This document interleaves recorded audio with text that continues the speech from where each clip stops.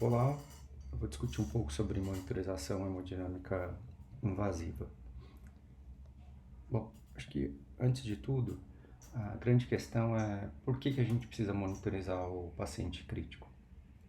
Acho que o primeiro passo é que são duas condições. Primeiro, para identificar processo patológico e orientar as condutas a partir de uma correta interpretação dessas variáveis, seja para a gente dar fluidos, titular droga vasoativa, inicial ou não inotrópico. A gente pode considerar a monitorização hemodinâmica no contexto de uma terapia guiada por metas, especialmente no paciente cirúrgico, ou de forma para garantir uma terapia preemptiva, que se aplica exatamente no paciente cirúrgico de alto risco.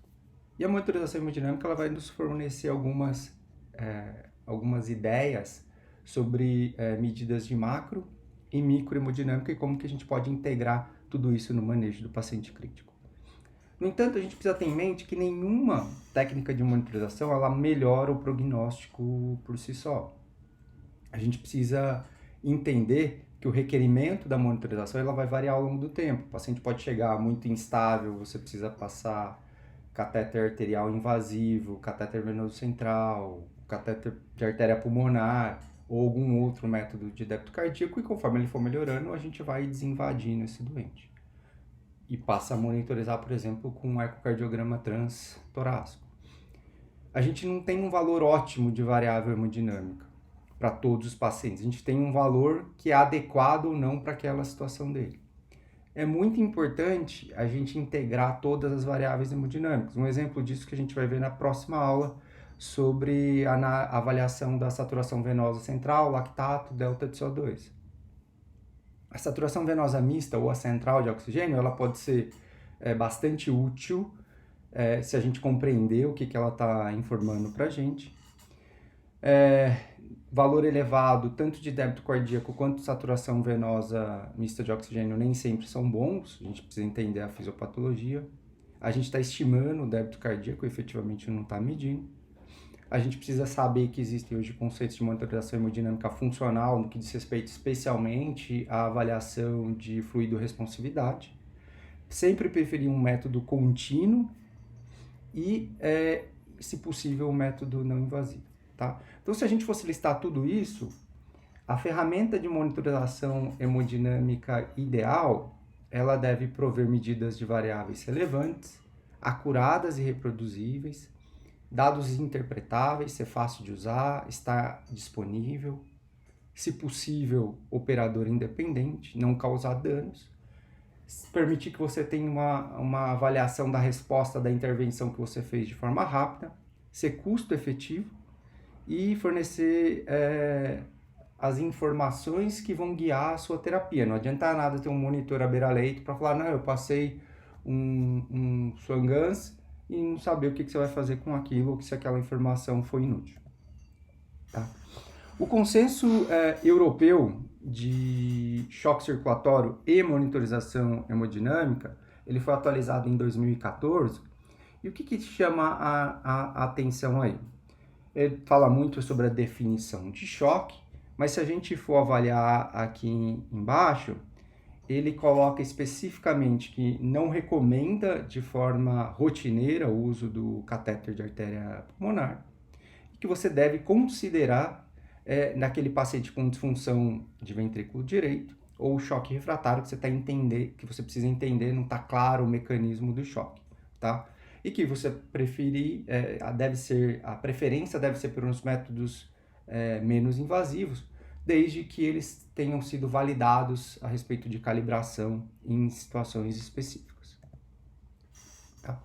Quando a gente fala de método de monitorização de débito cardíaco na UTI, vamos começar pelo princípio de Fick, a gente vai discutir um pouquinho adiante. Há mais de 50 anos, a gente tem o método da termodiluição pelo catéter de artéria pulmonar, e ele começou com o bolus, e hoje o catéter ele permite a medida contínua. A gente evoluiu para a termodiluição transpulmonar, e daí a gente tem os dispositivos aí do PICO, do EV1000, costatus, por contorno da onda de pulso, FlowTrack, o próprio PICO, o MostCare, pelos métodos de reinalação parcial de CO2, o NICO, a bioreactância, o NICOM, que está chegando no Brasil, acho que nos próximos meses, a bioimpedância torácica e cardíaca, o Doppler esofágico, o ecocardiograma transtorácico, que a gente está super acostumado na UTI, e a tomografia de impedância elétrica, uma ferramenta que em breve também vai estar disponível para monitorização hemodinâmica. Quanto à invasibilidade, como é que a gente divide os métodos não invasivos, e daí entra o ecocardiograma transtorácico, bioimpedância, tomografia de impedância elétrica, o NICO, o NICOM, os métodos minimamente invasivos, e daí aqui a gente vê o FlowTrack, os métodos por contorno da onda de pulso, né? O FlowTrack, o lídico Rapid, que você precisa só de uma punção arterial específica. O EV1000 e o Pico, eles são classificados como minimamente invasivos, mas eles não são tão minimamente invasivos, que ele precisa ter uma punção de artéria femoral e mais um catéter venoso central. Então, eles transitam aí entre um método minimamente invasivo para o invasivo. E o método invasivo é considerado o catéter de artéria pulmonar, que a despeito de ser pouco utilizado na atualidade, ele foi muito importante para o desenvolvimento dos nossos conceitos de fisiopatologia do paciente crítico. E quando a gente está desenvolvendo um método novo de monitorização, até hoje o padrão ouro é considerado o catéter de artéria pulmonar por termodiluição. Tá? Então, o básico é o princípio de Fick. Tá? A quantidade de uma determinada substância captada pelo organismo, ela vai depender do quê? Da concentração que essa substância chega no órgão e pela concentração que ela sai do órgão, que a gente vai medir num leito venoso, por exemplo.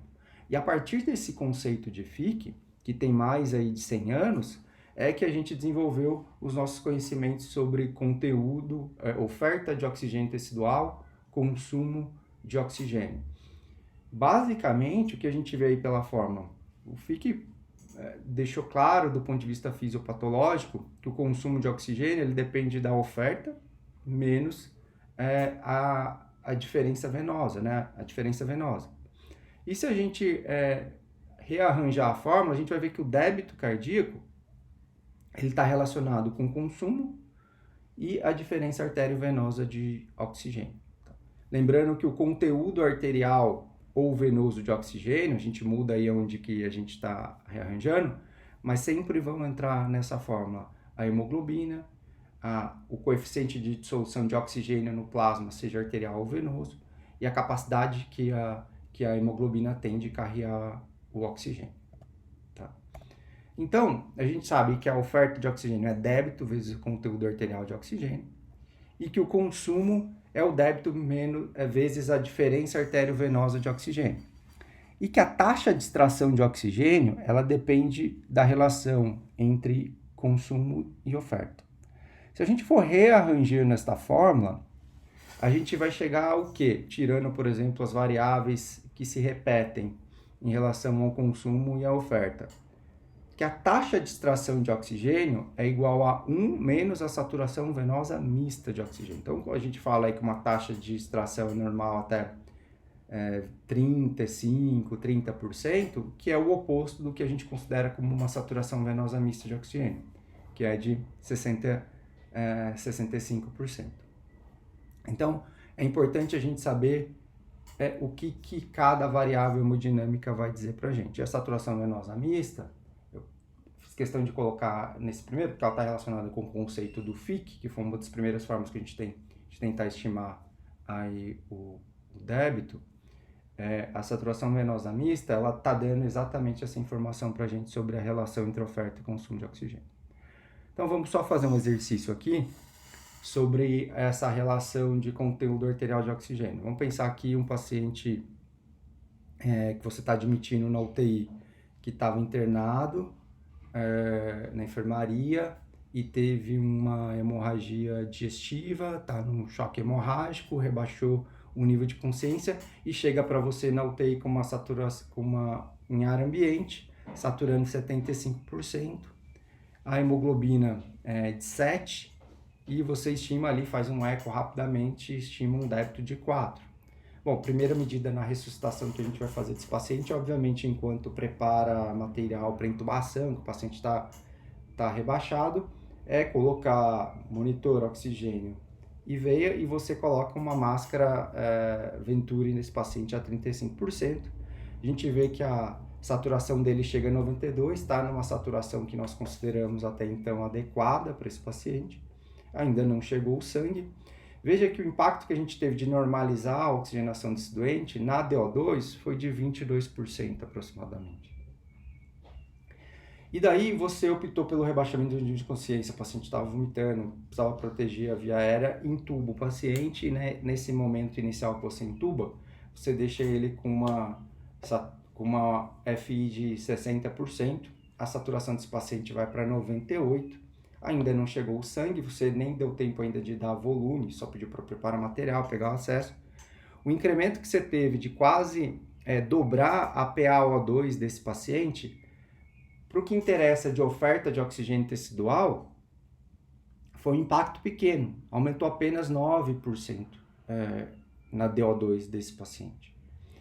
E daí, enquanto você estava preparando, o médico da enfermaria já tinha pedido sangue de urgência para esse paciente e chegaram 2 bolsas de sangue. Você transfundiu 2 bolsas de sangue, o HB desse paciente foi para 10,5. Você ter o aumento, o incremento aí de 50% no HB foi quase que 50% de incremento na DO2. E o paciente estava com uma pressão borderline, era um choque hemorrágico, você fez volume para ele.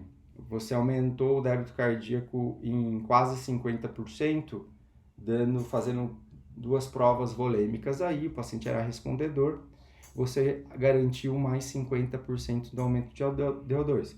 Então, acho que basicamente é isso que a gente tem que pensar em todos esses componentes quando a gente está falando de monitorização invasiva. Tá? A ferramenta especificamente que a gente utiliza para monitorização hemodinâmica invasiva é o catéter de artéria pulmonar. Esse catéter ele tem já 50 anos desde o desenvolvimento por Sua e Gans, 2 pesquisadores. E a primeira versão do catéter era para termodiluição, só por bolos, injeção.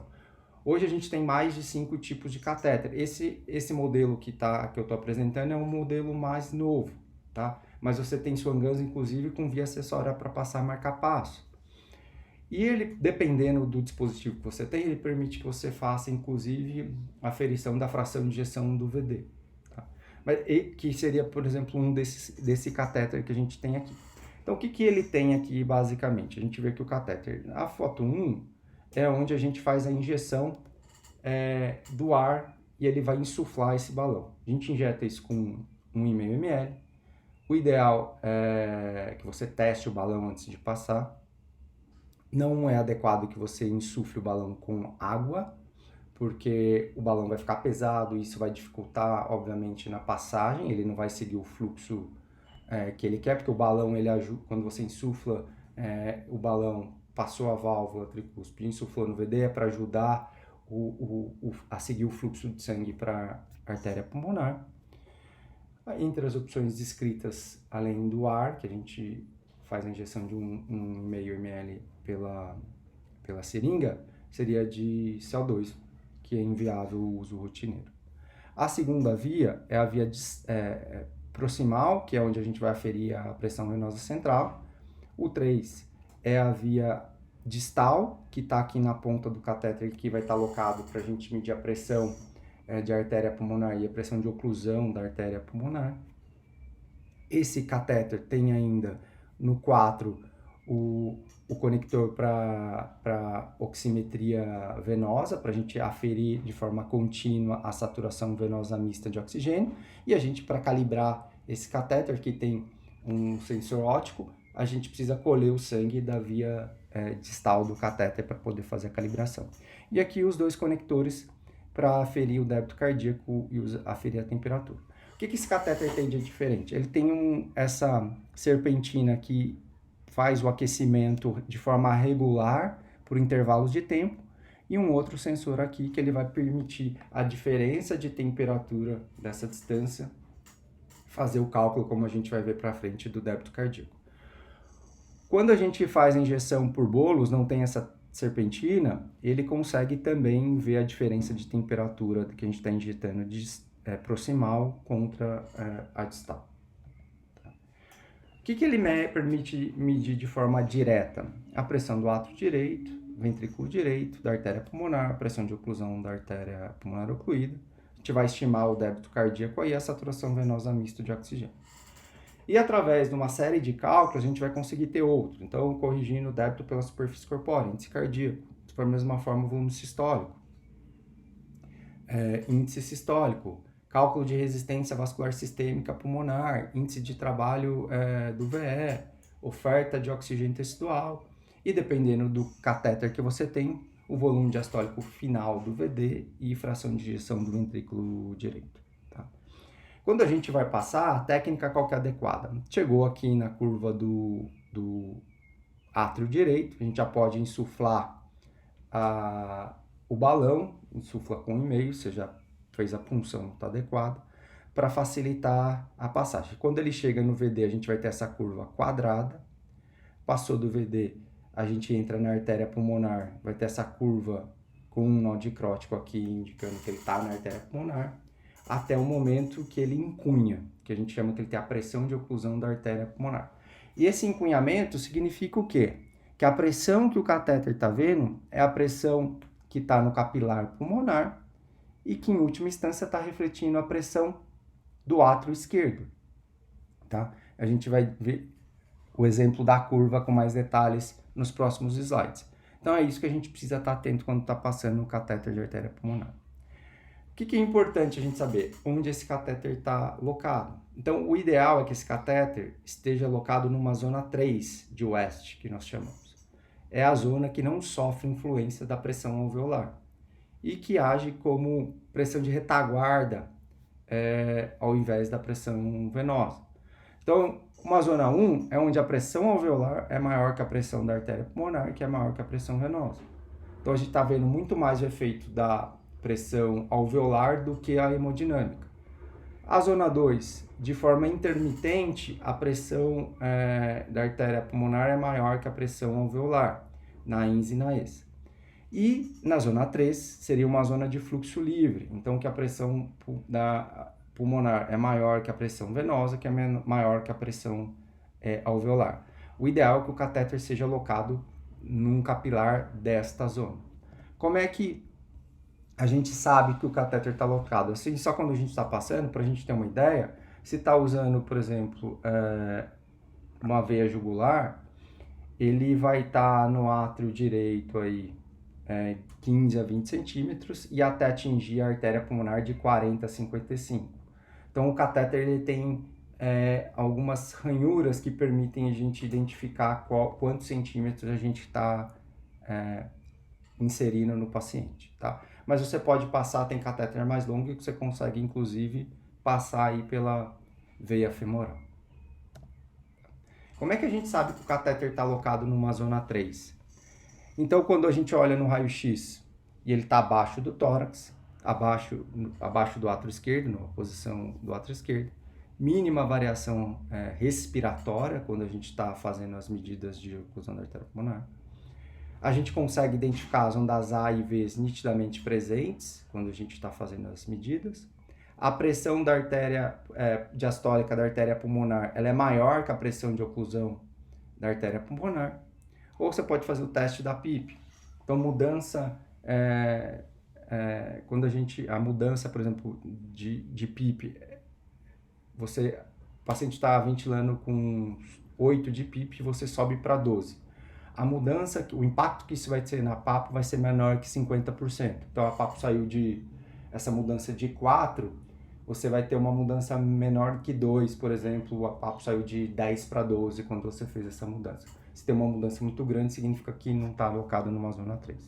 Na prática, de forma pragmática, a gente olha o raio-x, se tem ou não onda A e V presente, e a pressão da artéria pulmonar diastólica maior que a PAPO. Então, aqui está um exemplo, vamos lá ver.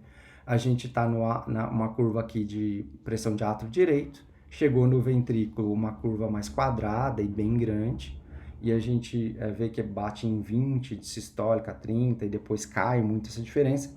Quando a gente atinge a artéria pulmonar, a gente sobe a diastólica e daí passa a ter uma curva que lembra a artéria mesmo, né? Que a gente consegue identificar inclusive nó dicrótico.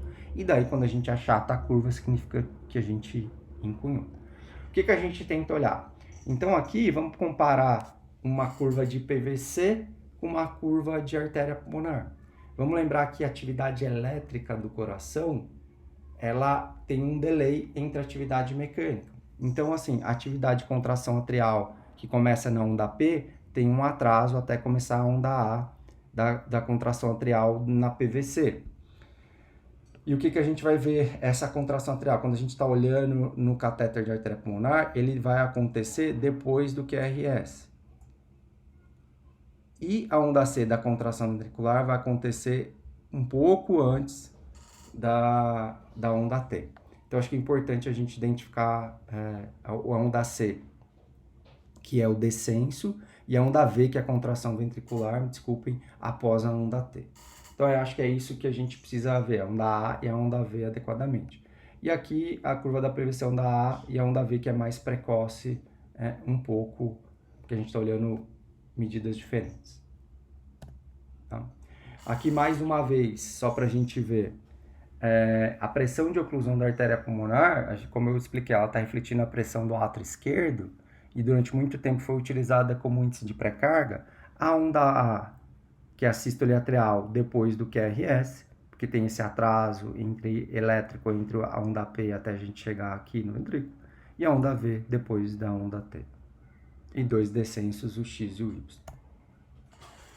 Por que é importante a gente saber isso? Porque a gente pode, por exemplo, numa onda V gigante, ser um indício de uma insuficiência mitral. Então a gente vê aqui que após a onda T, tem uma onda grande aqui, gigante, que a gente não consegue nem medir. Isso indica uma insuficiência mitral, por exemplo, uma complicação mecânica do infarto agudo do miocárdio. O que mais que a gente consegue analisando a onda A e a onda V com catéter de Swan-Ganz? Onda A gigante, estenose mitral. Onda A ausente na fibrilação atrial ou um ritmo juncional. Onda V gigante, como eu falei, na insuficiência mitral, mas ela pode acontecer se você tem uma complacência ventricular muito, muito baixa.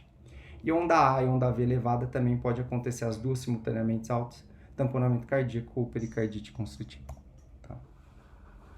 Um outro dado importante que a gente pode ter sobre a análise da pressão de oclusão da artéria pulmonar é essa diferença. Então, eu falei que para a gente saber que ele está numa zona 3, a pressão da artéria pulmonar diastólica ela tem que ser maior que a pressão de oclusão da artéria pulmonar. E a gente espera que isso seja num valor normal, que seja de 0 até 5, ou sejam iguais ou até 5.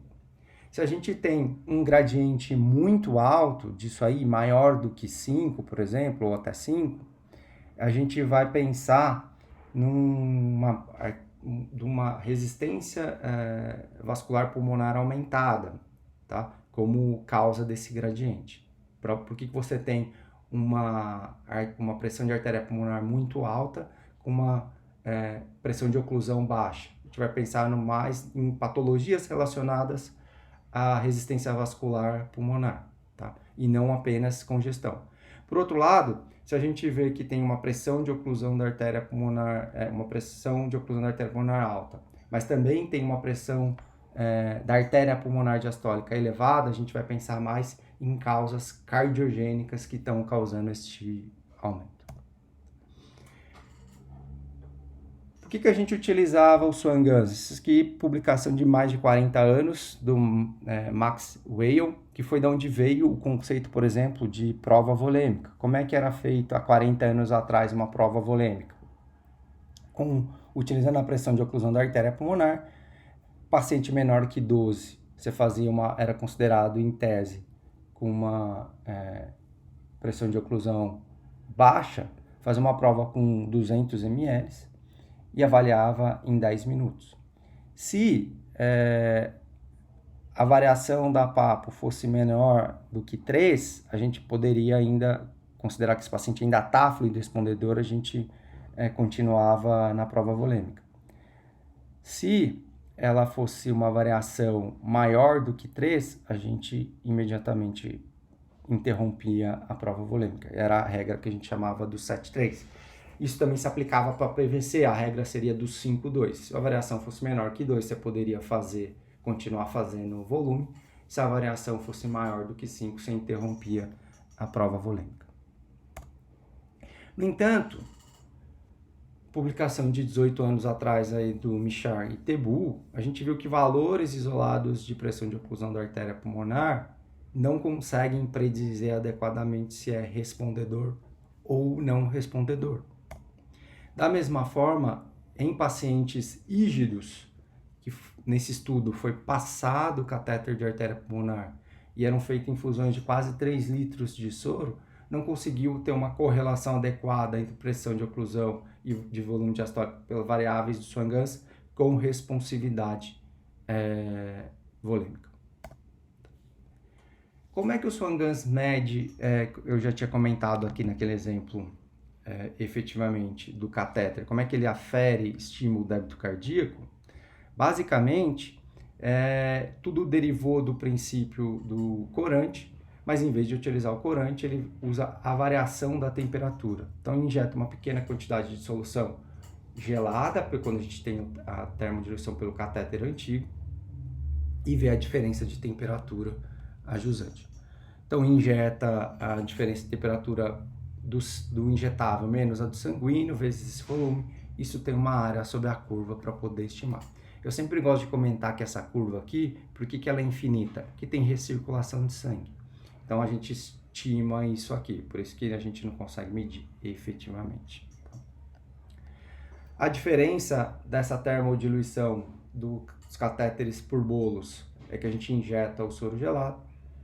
Para o Swan-Ganz que a gente tem hoje de método de débito cardíaco contínuo, a gente tem uma serpentina que faz esse papel da injeção de solução gelada, só que a gente esquenta a serpentina para ver a variação daquele sangue que está aquecido com o sangue que está passando na temperatura corpórea. Tá? Para quem que a gente indica o catéter de artéria pulmonar hoje? Basicamente, quando a gente tem um choque com disfunção de VD grave e que a gente tem, por exemplo, a medida estimada pelo eco e fica inviável a gente ficar fazendo eco de forma repetida nesse paciente. Ou um paciente que tem uma hipertensão da artéria pulmonar, como por exemplo, eu estou querendo titular óxido nítrico. Então, nesta situação, acho que vale a pena a gente manter ainda uma medida de catéter de artéria pulmonar. As outras indicações, quando a gente tem alguma dúvida do mecanismo exato do tipo de choque, se está perpetuando mais um mecanismo cardiogênico ou um mecanismo séptico, choque com uma contribuição grande de vasodilatação. Então, acho que basicamente fica nessa situação. Mas, por exemplo, para diferenciar um tipo de choque cardiogênico ou séptico, por exemplo, hoje as próprias ferramentas mais modernas, como os métodos calibrados, eles podem nos auxiliar nisso aí. Então, eu particularmente acho que é muito mais quando a gente tem uma disfunção ventricular grave, de VD grave, e que a gente precisa ter uma medida contínua da artéria pulmonar, porque a gente vai de algum modo guiar uma terapia e é válido essa medida. Se a gente avalia, tem dezenas de estudos sobre o uso do catéter de artéria pulmonar e se muda no prognóstico, alguns com melhora, com terapia guiada baseada no Swan-Ganz, outros não mostrando diferença e uns até mostrando aumento de mortalidade.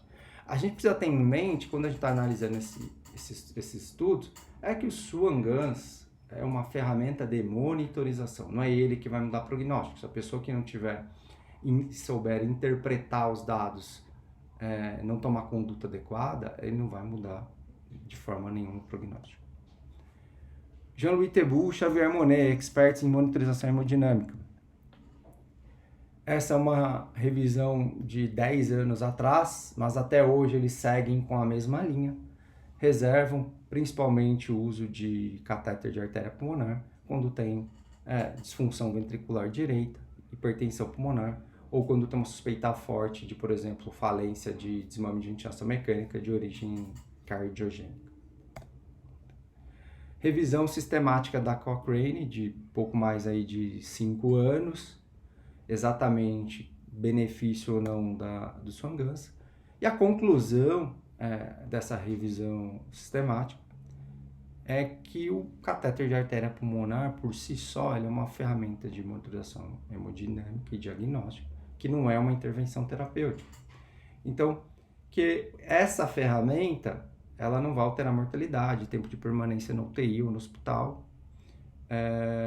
ou mesmo aumentar, ajudar a reduzir o custo da internação, tá? Então, acho que principalmente é esse ponto. Não adianta a gente querer culpar o catéter de artéria pulmonar por mortalidade aumenta ou reduz se a gente não sabe utilizá-la adequadamente.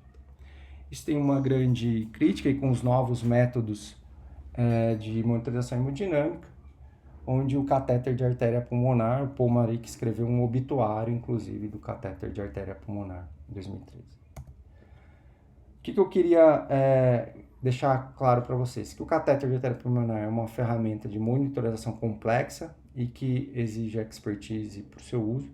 Um estudo francês mostrou que mais ou menos um pouco mais da metade dos médicos que participaram de um survey, eles conseguem identificar e ter uma conduta de concordância baseado apenas em dados de Swan-Ganz. A gente acaba recomendando atualmente mais para aqueles pacientes com disfunção de VD ou hipertensão pulmonar, quando a monitorização contínua é preferível e recomendada, como por exemplo para titular o uso de óxido nítrico. E a gente tem que ter em mente que permite o cálculo de inúmeras variáveis, além do débito cardíaco e da saturação venosa mista de oxigênio. Acho que basicamente era isso que eu tinha apresentar sobre monitorização hemodinâmica invasiva.